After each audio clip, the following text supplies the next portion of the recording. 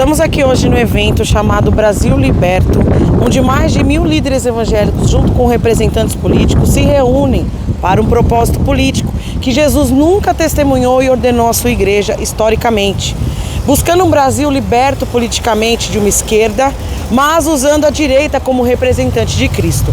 Estamos aqui neste evento com o presidente, pastor Daniel Batista, e o vice-presidente do movimento, o presbítero José Luiz. E eu gostaria que o pastor e o presbítero falassem e traduzissem o que está acontecendo aqui hoje. Tá. Bom, vamos destacar o que, na verdade, eles estão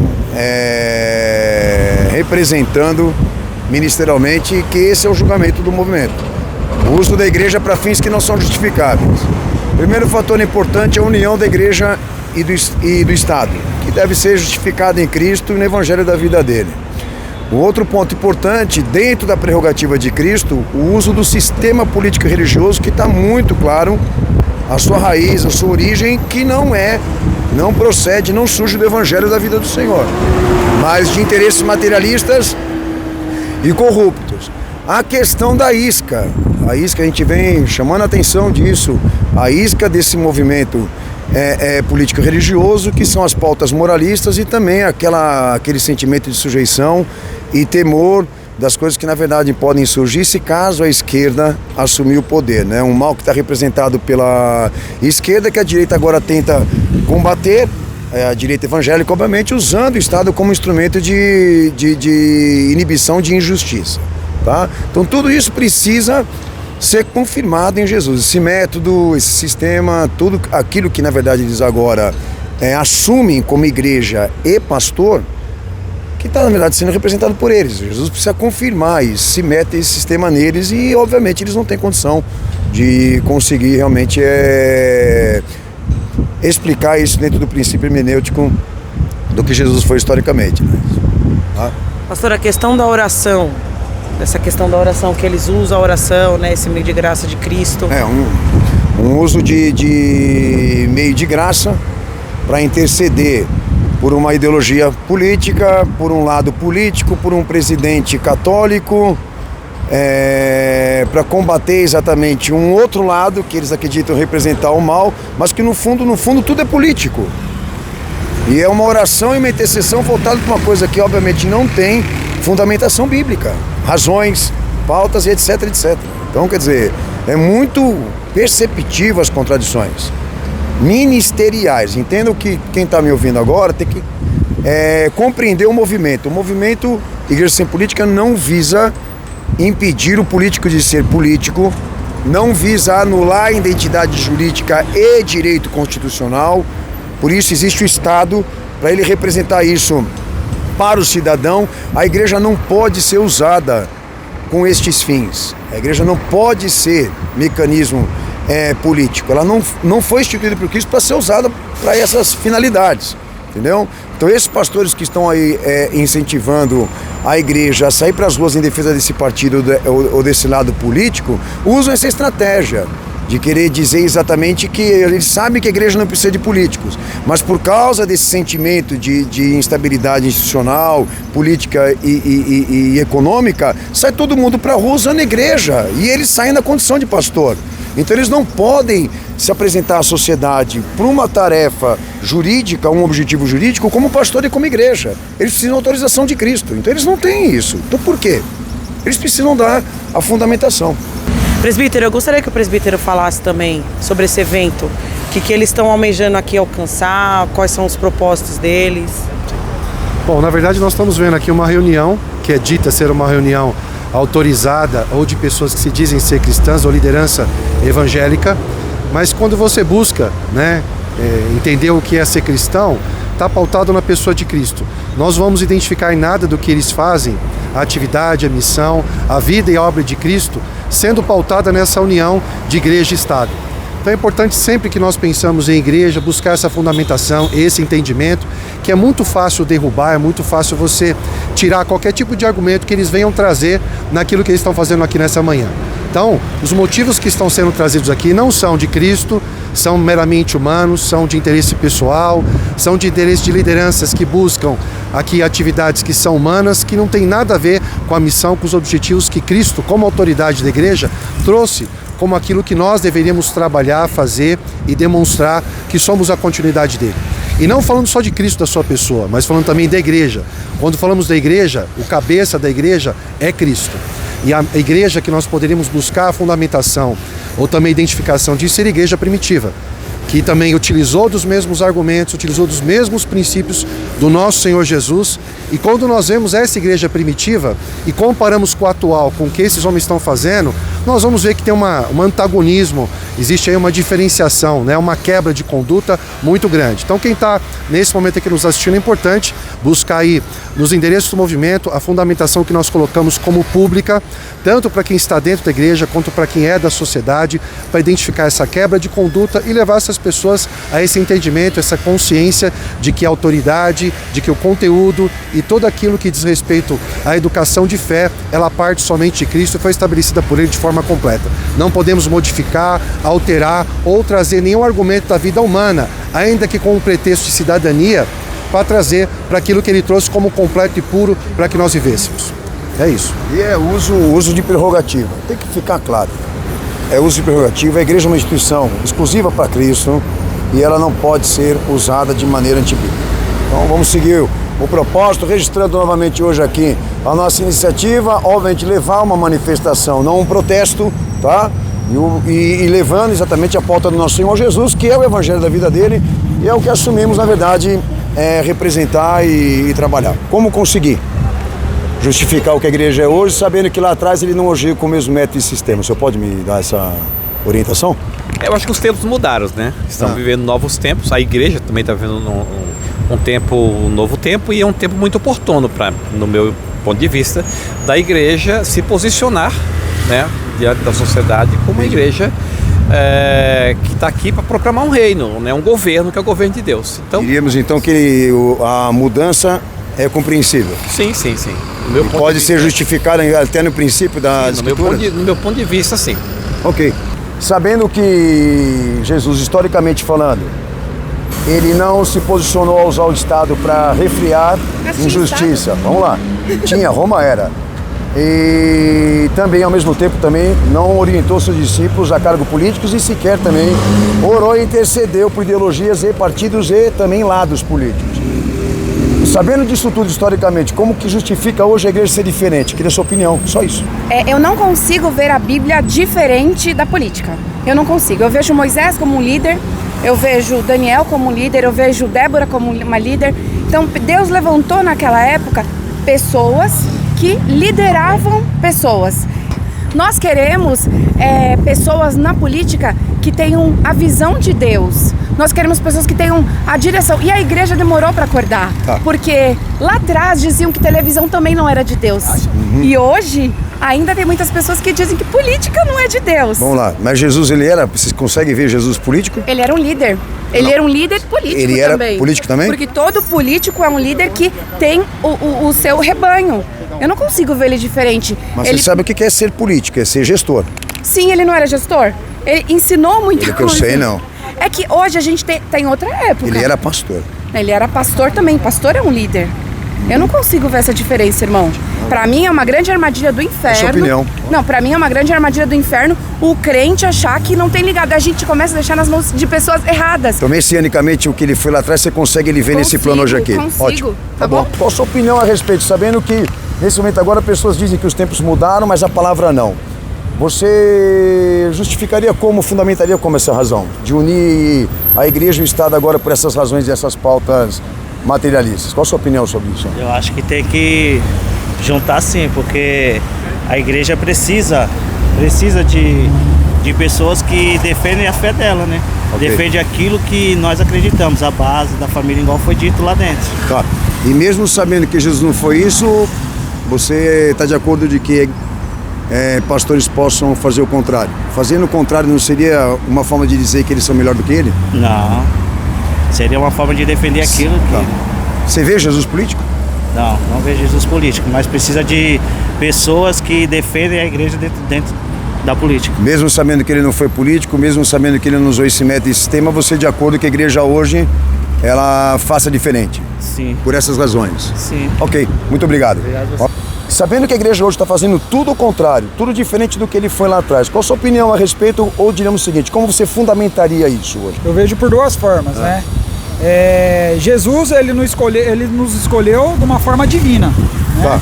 Aqui temos uma forma de escolha através da humanidade. Mas a igreja Então, pode determinar isso? Ela tem autoridade para isso? não é determinação, né? Aqui é um livre-arbítrio, né? Cada um escolhe, aqui a gente não estamos pregando candidato A ou candidato B. Mas é a igreja. E a igreja, o cabeça dela não é Cristo? É isso que eu queria entender de você. Como fundamentar A isso? cabeça da igreja é Cristo. Só que em nenhum momento, durante o tempo que eu estive lá dentro, foi pedido voto para candidato A ou candidato B. O material está sendo entregue aqui fora do espaço da igreja. Mas caramba, mas o candidato a governador aí do lado direito estava lá, né?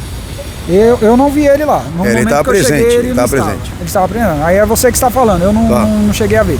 Eu passei ali, me ofereceram material, peguei, porque apoio ele, gosto Você é do cristão, trabalho você é dele. evangélico? Eu sou evangélico. Ok. Sua igreja, ela aceita a união entre a igreja e o Estado? Aceita, claro. Qual a opinião do senhor de saber que ele foi assim, lá, historicamente lá atrás, e hoje a igreja é o revés, é o inverso? Ela age fora das escrituras e fora da autoridade bíblica. Qual a opinião do senhor? Bom, eu penso assim, né? A igreja pode ter isso. Agora eu, como pessoa, eu sou cristão. Eu quero que a palavra de Deus prevaleça.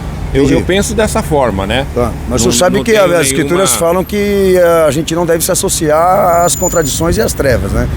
Então, agora o que eu digo a você, eu sou cristão, eu falo por mim, não vou falar nada, porque cada líder de igreja eles têm aí umas decisões, mas o senhor algumas coisas que... O senhor tá com o santinho aí, né? Sim, isso aqui eu vou levar porque o Brasil precisa ser governado na... Entendi, então o senhor é a favor. O senhor é a favor. Sim, porque como é que vai governar?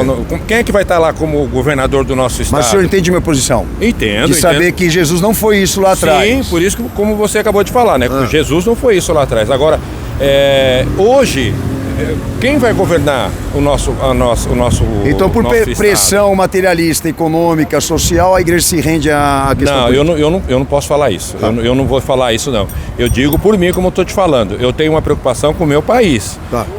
Já que a legislação ela diz que tem que ser assim, eu vou respeitar, né? Dê acesso que é de César e a Deus o que é de Deus. Então, se a legislação é essa que hoje está no nosso país, é o que eu vou fazer. Agora, o que cada líder de cada igreja tem aí, isso aí já não... Entendi. Eu falo por mim. Sabendo que a igreja hoje, ela faz diferente do que ele foi lá atrás e do que foi a primeira igreja, o senhor conseguiria fundamentar isso? Consigo. Vamos lá. O ministério de Jesus, ungido, unção, é alguém que recebe um óleo, uma unção, para um devido fim. A unção dele é Cristo, Salvador do mundo, da humanidade, assim por diante. E a unção também de governo. Aliás, a Bíblia diz que a unção de governo está sobre os ombros de Jesus. E ele delegou, porque se não houvesse um senador, não ia adiantar apóstolo Pedro, apóstolo João, para tirar o corpo de Cristo da vergonha. Porque o corpo de Cristo ia ficar o sábado todo nu, talvez você não saiba, mas ele estava nu, e Deus levantou um político, que era um discípulo, um senador chamado José de Arimateia, para tirar de lá. E ainda um outro chamado Nicodemos, que também era um político, ele fazia parte do Sinédrio, para poder fazer aquilo que ninguém ali poderia fazer, nem Maria, a mãe de Jesus. Então, por isso que existe ministério político e ele deve ser respeitado. A igreja sem política eu concordo, mas o ministério espiritual político para abençoar a igreja é a melhor coisa que tem. Mas o senhor há de assumir comigo que em momento nenhum isso foi ministério ali. Como não? Na concepção. Como não? Vamos lá. Posso te falar, não era um discípulo de Jesus? A cúpula que formava os apóstolos da primeira igreja, esse sistema e esse método não está ali. Não, eu estou falando, não é os apóstolos, eu estou falando de alguém que exerce esse ministério. Mas vamos ver. Discípulo de Jesus. Entenda o que eu vou te falar. Não, estou falando da Bíblia. A hermenêutica você conhece bem a Bíblia? É Jesus. O princípio e o método. Quer que eu leia para você? É ele. Não, só estou é opinião. Tá? Eu queria entender o teu raciocínio. Sabendo que Jesus, em momento nenhum, na sua atividade pessoal, ele se deslocou a esse tipo de ministério político. O sistema político-religioso é um sistema. Vamos lá. A função era de José de Arimateia, de Nicodemos e outros homens de Deus. Tá. Então, mas aonde na cúpula dos apóstolos existe isso? O próprio discípulo José de Arimateia. Mas ele era discípulo? Era discípulo. Aonde? Eu vou te pegar aqui. Você quer que eu pegue? Mas aguarde e grava. Você está falando José de Arimateia, ele é discípulo. Discípulo oculto, não disse, ele não estava na Santa Ceia. Ele não expunha. Ele não celebrou a Santa Ceia e não estava Oi, mas era discípulo ou não? Mas entenda, mas quem define... Oculto ou não? É discípulo ou não? Mas quem define a doutrina... Qual a diferença de ser oculto e ele deixa de ser discípulo por ser oculto? Deixa eu só explicar uma coisa pro senhor. Não adianta você soltar uma barra, você tem que conhecer a palavra. Não é um raciocínio, é a palavra de Deus. Vamos lá. Mas aí, o princípio e o método é Cristo, não é o homem, não é a igreja. Não, o evangelho Cristo é Salvador do mundo, ele recebeu a unção para salvar o mundo. Mas o fundamento não é ele? Não, o fundamento é a igreja. O fundamento ministerial não é ele. O fundamento é a igreja. O fundamento dos apóstolos e profetas. É a igreja que é o fundamento. Então quando que você viu o discípulo lá se candidatando? Ué, não tinha isso na época, que era domínio romano. Tá, então quando agora que eu sei, viu? Muitos discípulos Nicodemos era do Sinédrio. Tá, mas quando que você viu lá a igreja se deslocando para Roma para orar por aqueles que eram políticos estatais? Paulo, ele orou? Paulo, pega na Bíblia, vocês precisam conhecer mais a Bíblia. Paulo tinha uma célula dentro do lugar onde estava o próprio imperador César, na família. Ele tinha lá uma igreja, uma célula. Pô, você conhece a Bíblia, meu? Extravasando. Espera só um pouquinho. Não, é Bíblia. Eu queria entender seu raciocínio, eu queria entender. Então o evangelho passa a depender da casa de César. Está lá na Bíblia. Tá. Versículo bíblico. Eu fiz uma pergunta para o senhor. Em que momento Jesus ele usou o Estado como instrumento de graça e redenção? Qual a função de Jesus? Espera um pouquinho, senhor. Em que momento Jesus ele discipulou os discípulos a serem gestores e estatais e qual usou o sistema e o método qual a função? Fala que pra é mim, político. Você pra mim. Qual a função de Ele Jesus? é o Messias, ele é o Cristo. Acabou. Ele então você acha que dele. Ele não tinha que fazer mais nada. Então ele deixou o evangelho para ser escrito pela igreja. Pela igreja, apóstolo Paulo. Caraca. Caraca. Eu tô recebendo uma informação nova hoje. Não, nova não. Você precisa ler a palavra de Deus. Então a igreja pode escrever o evangelho dela. Pode escrever o evangelho dela. Ela tem autonomia e autoridade para definir. Paulo. Para definir. Apóstolo Paulo escreveu. Entendi. Então aquilo que você pode pegar todos os trechos. Que o firme fundamento da fé é Cristo. Então o senhor reverteu isso para a igreja. Isso está na Bíblia? Está na Bíblia. O que é o fundamento dos apóstolos e profetas? Vem depois, né? Ah, que depois, pelo amor de Deus. Então tá bom. Sim, senhor. Só uma pergunta. E esses pastores que se meteram com corrupção e foram afastados da política? Foram porque escandalizaram e vão dar conta. Porque a quem muito for dado, muito será cobrado. Se você tem uma base fundamentada para isso... Não, eu não tenho base. Falar e supor... Você sabe não, quem é não que tenho acusa? Base. Você sabe o acusador quem é? O acusador nem é o termo. Não é acusador, Diabolos. é fatos. É insinuador. Fala um fato. Bispo Bruno, não? Não sei, ele nunca caminha nem mais com a gente. Entendi. O Bispo Bruno nunca teve... Olha, apesar dele não estar mais na igreja, ele nunca se deu esse lado de corrupção. Cuidado com as tuas acusações. Não, tá registrado. Porque, é bom que esteja registrado. Está registrado. Tá? E eu vou buscar. Pode buscar. Tá? Mas eu tô pode informado. ter certeza, não, você está mal informado.